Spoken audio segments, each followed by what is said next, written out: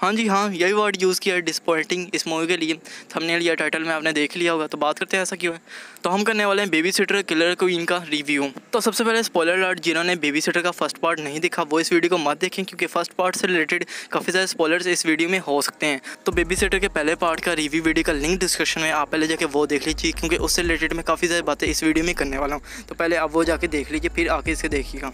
तो सबसे पहले मूवी के प्लॉट के बारे में बात कर लेते हैं। अगर इस मूवी का ट्रेलर भी देखा तो आपको प्लॉट का समझ आ गया होगा कि अब वो हादसा हुए कुछ साल गुजर चुके हैं और अभी तक हमारा मेन लीड कैरेक्टर उस रात को भूला नहीं है और अपने पेरेंट्स और दूसरे लोगों को यही समझाने की कोशिश कर रहा है कि वो रात सच थी और जो वो कह रहा है वो एक फैंटेसी और इमेजिनेशन नहीं बल्कि रियलिटी थी। पर कोई इसकी बात में यकीन नहीं कर रहा। पर जब इतने सालों बाद दोबारा से ये सारी रात रिपीट होती है, फिर इस दफ़ा हमारा सी कैसे इस सारी सिचुएशन को संभालेगा। जो सस्पेंस था, जो फर्स्ट पार्ट में हमें काफ़ी सारे क्वेश्चन के आंसर नहीं मिले थे, वो सेकंड पार्ट में कैसे देखने को मिलेंगे और कैसे ये सारी की सारी स्टोरी ख़त्म होगी। जी हाँ, जो पहला पार्ट था उसकी रात में जो सारी की सारी कहानी स्टार्ट हुई थी वो सेकंड पार्ट में जाके पूरी तरह से ख़त्म कर दी गई और जो क्वेश्चन के आंसर मिलने थे उन्हें भी किसी तरह आंसर करके इस स्टोरी को पूरी तरह से ख़त्म कर दी गई है। तो सबसे पहले बात करते हैं कास्टिंग, कैरेक्टर्स और परफॉर्मेंस के बारे में। तो फर्स्ट पार्ट में 4 से 5 जो आइकॉनिक कैरेक्टर्स हमें देखने मिले थे।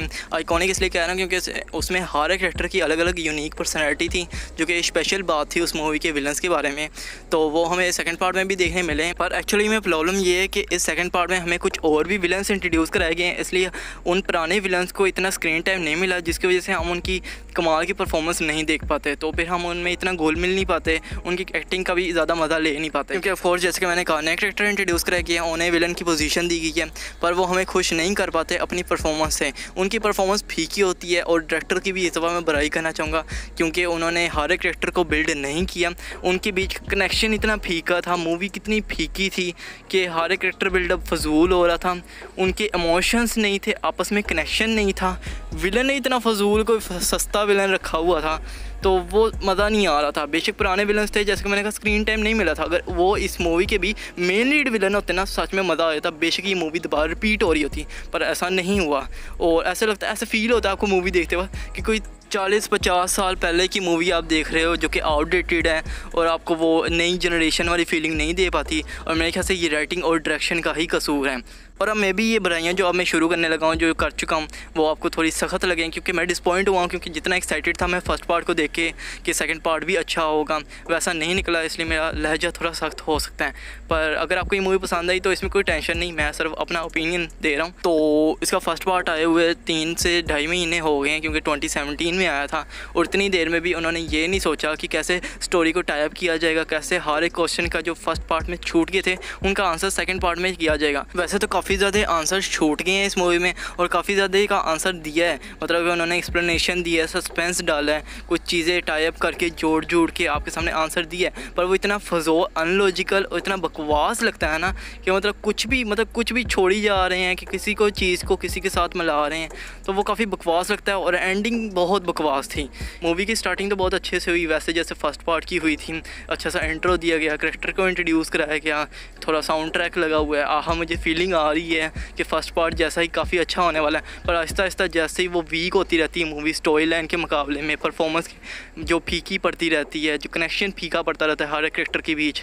फिर जैसे इस मूवी का रन टाइम थोड़ा बढ़ा दिया गया, इस मूवी के विलन जैसे फजूल से रखेंगे, एंडिंग बकवास जैसे हुई, परफॉर्मेंस में कमी आई, स्टोरी लाइन वीक होगी, इन सारी चीज़ों की वजह से मूवी डिसअपॉइंटमेंट बनती है।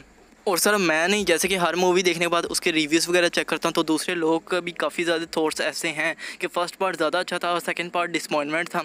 और कुछ लोग खुश भी थे सेकंड पार्ट से, क्योंकि उन्हें सिर्फ कॉमेडी चाहिए थी। कॉमेडी आपको सेकंड पार्ट में भी काफ़ी देखने मिलती है, जैसे कि फ़र्स्ट पार्ट में थी खून खराबा, हॉरर का फैक्टर, आर रेटेड का फैक्टर जैसे फर्स्ट पार्ट में था, वैसे ही सेकंड पार्ट में आपको इंजॉयबल देखने मिलता है। पर जो इस मूवी को वाकई में ही इसकी स्टोरी लाइन या फिर कुछ और न्यू जानने के लिए देखना चाहते थे, वो तो फिर डिसअपॉइंट ही हुए। और इसके IMDb रॉटेन टमाटर की रेटिंग से पता चल रहा है कि ज़्यादा लोगों को ये मूवी पसंद नहीं आई। ऊपर से इस मूवी में लॉजिक को साइड में रख दी गया है और कुछ अजीबोगरीब चीज़ें हो रही है जो दिमाग के ऊपर से जा रही हैं। कुछ भी दिखाया जा रहा है सेकंड पार्ट में, लॉजिक जैसी कोई चीज़ ही नहीं है, सेंस ही नहीं बना रही कोई चीज़, और वो कर दी गया सिर्फ इस मूवी को और कॉमेडी वे फ़नी करने के लिए और आर रेटेड मतलब खून खराबा और दिखाने के लिए ऐसा कर दिया गया। और इसका सेकंड पार्ट भी हिंदी में ही रिलीज़ हुआ हुआ है, उसकी फ़र्स्ट पार्ट जैसी हिंदी डबिंग अच्छी थी। और अब आ जाते हैं इसकी एज लिमिटेशन के ऊपर। तो जैसे फ़र्स्ट पार्ट की वीडियो मैंने आपको बताया था कि 14 एज ठीक है, है। इसी तरह सेकंड पार्ट में भी 14 एज परफेक्ट है। जैसे कि फर्स्ट पार्ट में था सेक्स रेफरेंस, अडल्ट जोक्स, खून खराबा, वायलेंस बहुत ज़्यादा है, ड्रग्स और ड्रिंकिंग भी थोड़ी बहुत है। और जैसे कि फर्स्ट पार्ट की वीडियो मैंने कहा था कि आप फैमिली के साथ बैठ के ये मूवी नहीं देख सकते, अकेले ही इंजॉय कर सकते हैं। तो ये सेम स्टेटमेंट इस सेकंड पार्ट के लिए भी लगती है। और अब रिकमेंडेशन की बात कीजिए तो अगर आपको खून खराबा देखना, वायलेंस देखना काफ़ी अच्छा लगता है, अडल्ट कॉमेडी और फनी वगैरह ज़रा मूड है, तो आप इस मूवी को देख सकते हैं क्योंकि उस वाइज ये मूवी बहुत अच्छी है। पर अगर आप स्टोरी लाइन के लिए देखना चाहते हैं, अगर आप देखना चाहते हैं फर्स्ट पार्ट के बाद एंडिंग में जो आपको आंसर देखने मिलने वाले हैं इस सेकंड पार्ट में, वो अगर जानना चाहते हैं तो मैं नहीं रिकमेंड कर रहा कि आप इस मूवी को देखें क्योंकि डिसपॉइंट ही होने वाले हैं। पर फिर भी आप बहुत एक्साइटेड है, बेशक ये मूवी की एंडिंग बकवास हो या फिर आपको कुछ ज़्यादा देखने को ना मिले इस मूवी में, फिर भी आप इस मूवी को देखना चाहते हैं तो मैं कौन होता हूँ रोकने वाला। पर आप देख लीजिएगा, आप इस मूवी को हैंडल कर सकते हैं, क्या ये मूवी आपके टेस्ट की है या नहीं।